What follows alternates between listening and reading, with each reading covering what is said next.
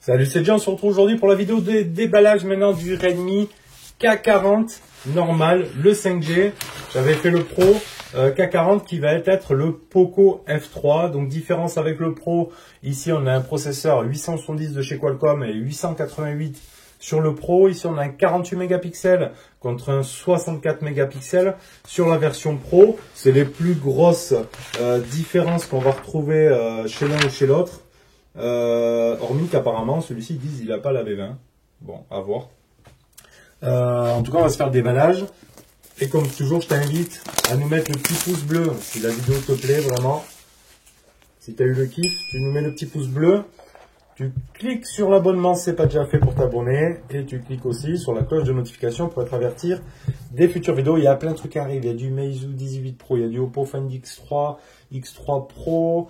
On a, franchement, il y a plein de téléphones qui arrivent. Les ROG Phone 5, les Nubia Red Magic. Voilà, donc si tu veux rien louper, tu cliques. Le petit checkpoint, comme d'habitude, de chez Trading. Donc on te met le petit lien d'achat dans la description de la vidéo. Ce K40, il fait, la version que je teste, 828, il fait 387 €. Voilà, après il y a d'autres versions, il y a la 8256 et la 12256. Le petit bon de 5 €, comme toujours dans leur emballage. L'adaptateur prise française et le petit câble USB OTG pour ceux qui connaissent Trading. C'est toujours inclus dans les paquets, pardon. Dedans ici on retrouve quoi? Comme d'hab, la petite coque silicone, comme on avait sur le K40 Pro. Notre extracteur carte SIM ici. Là par contre on a une boîte blanche là au lieu de noir. Et ici on a un téléphone blanc. Donc le Pro, je l'avais pris en bleu. Et là, du coup, c'est du blanc. Vraiment blanc. Et du blanc mat en plus. Ça ah ouais, du blanc mat. Il est vraiment joli. Moi, j'aime bien. J'aime bien les téléphones en blanc. Alors, on se l'allume, on se le pose là. Donc après, la fiche technique, elle correspond pratiquement au K40 Pro. Ici, on a le chargeur également 33 watts. Toujours pareil. On a notre USB ici type C et c'est tout. Et j'ai vu qu'on n'avait pas de mettre dans cette petite boîte là, non, on n'avait pas sur le Pro le, on n'est pas là non plus, hein. L'adaptateur USB type C vers jack 3.5, il n'est pas non plus sur le, hop là, sur le Pro. On se met la belle petite boîte ici. Donc là c'est la version blanche et or. Et le K40 Pro, c'était noir et chromé comme ça. Juste comme ça pour voir. Et après, en termes de design, c'est la même. Hein. Peut-être le module est un peu... Non, c'est pareil. C'est les mêmes téléphones, ils font le même gabarit, etc. Ils ont changé le processeur et l'appareil photo pour passer en version Pro. Donc on se le pose là. On se fait... Je vais l'allumer déjà.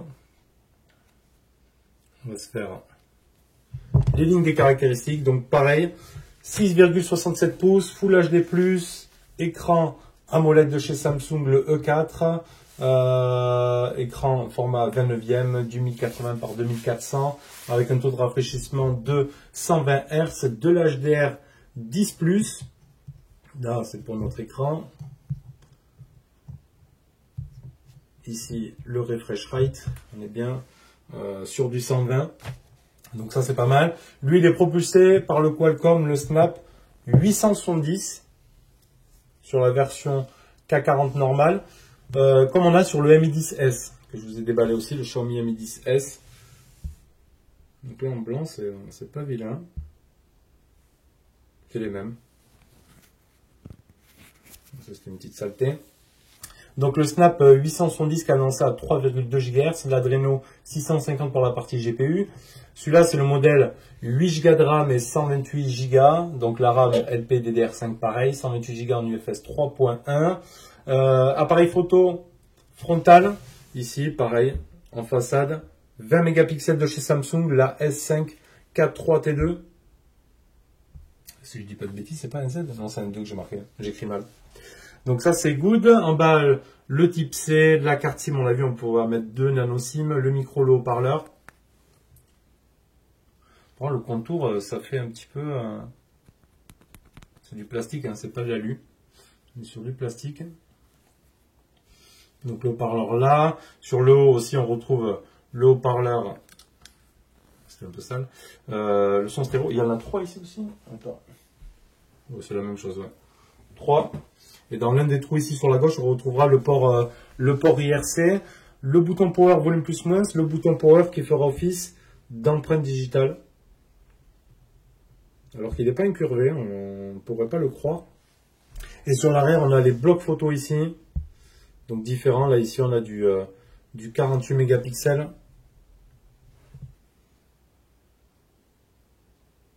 C'est vraiment joli. Plutôt pas mal. Donc du 48 en AI triple caméra. Donc on aura un 48 de chez Sony. IMX 582 en ouverture 1.79. 8 mégapixels en Sony IMX 355 en ouverture 2.2 pour le grand angle 119 degrés. Et un 5 mégapixels en Samsung S5K 5E9 en ouverture 2.4 isocèle pour de la macro.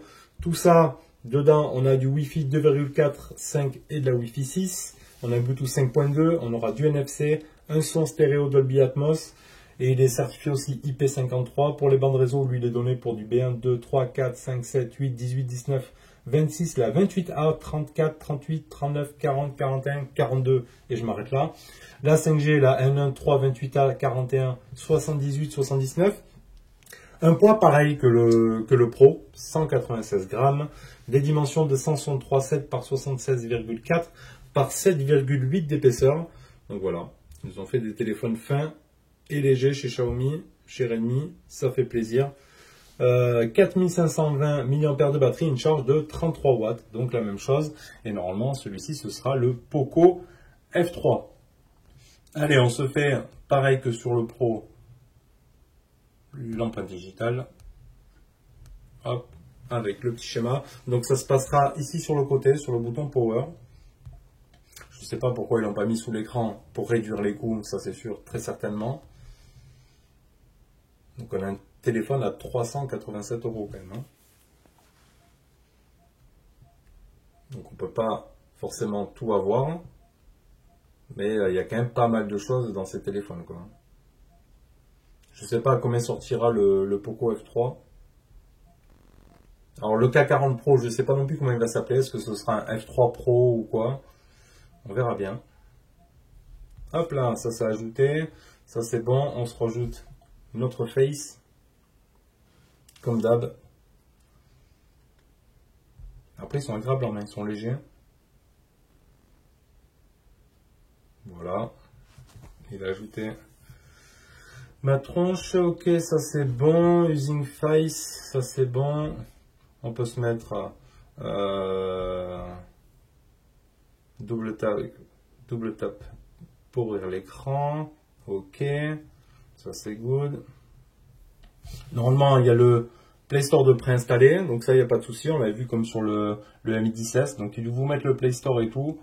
Déjà, ça c'est cool. Après, si vous le restaurez d'usine, bien évidemment, il partira parce que c'est pas des modèles prévus. Mais apparemment, pour l'instant, c'est toujours facilement installable. Il n'y a pas de problème à ce niveau-là. Allez, on se le verrouille. On se le déverrouille. Avec un capteur d'empreinte vraiment très très réactif. Aucun problème là-dessus. Et le Fast Unlock, si on se met double tap, ça c'est bon. Je voulais juste voir, ouais, on a le Always on Display. Hop. Display, on met Always tout le temps. Ok. Donc ici, on aura notre Always on Display avec une petite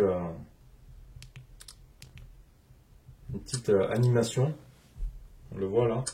Quand il passe du mode verrouillage au mode déverrouillage. Donc ça c'est good. Bon, écran 100 Hz. On est sur un écran plat par contre. Avec des bordures quand même sur les écrans. Donc ici on est sur la version normale. Donc on est sur du 48 MP. AI. Allez, on se fait comme d'hab les premières photos. On va avoir l'habitude. Voilà. Donc là, on est en photo standard. Si on va sur le côté, ici, on tombera sur le 48 mégapixels. On va se prendre une photo comme ça ici. Voilà. La macro, alors là, elle n'est pas directement dans le raccourci. Alors, je ne sais pas, est-ce qu'on peut modifier les raccourcis. L'autre, c'est super macro. Et là, c'est marqué macro. En 16 neuvième, ce sera pas mal.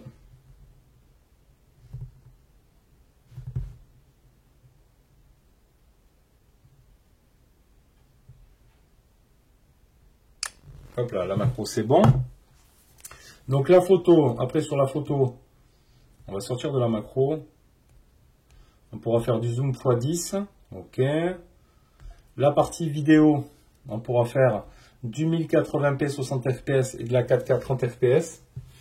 Donc les menus sont pas tout à fait pareils que sur l'autre. Alors attends, on va aller voir ça. Si je me mets sur vidéo, je fais ça. Oui, c'est pas présenté pareil. Sur le K40 Pro et le K40, à voir s'il y a une mise à jour. Là, il nous propose directement 4K 30 fps le maximum.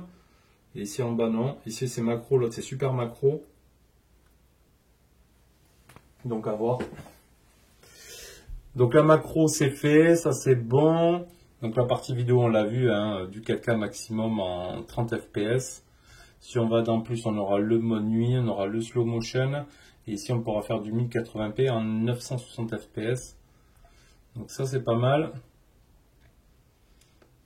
Les effets, le dual vidéo, ok. Le mode portrait.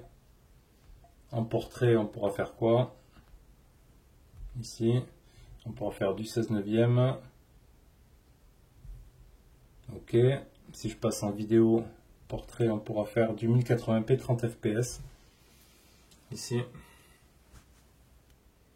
Hop. Voilà.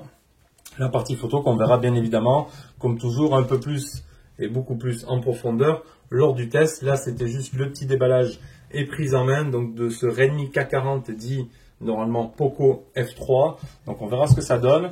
Et donc voilà. Si tu as aimé la vidéo, tu mets le petit pouce bleu, tu t'abonnes, tu cliques sur la cloche de notification pour être averti des super vidéos qui vont arriver. Je t'invite, si tu peux, à nous soutenir sur notre page Tipeee. Si ce modèle t'intéresse, il est dispo à la réserve, tu nous contactes sur nos mails dans la description de la vidéo. On te met aussi le lien d'achat de chez Trading Shenzhen. Et je te dis à bientôt pour une prochaine vidéo. Tchuss!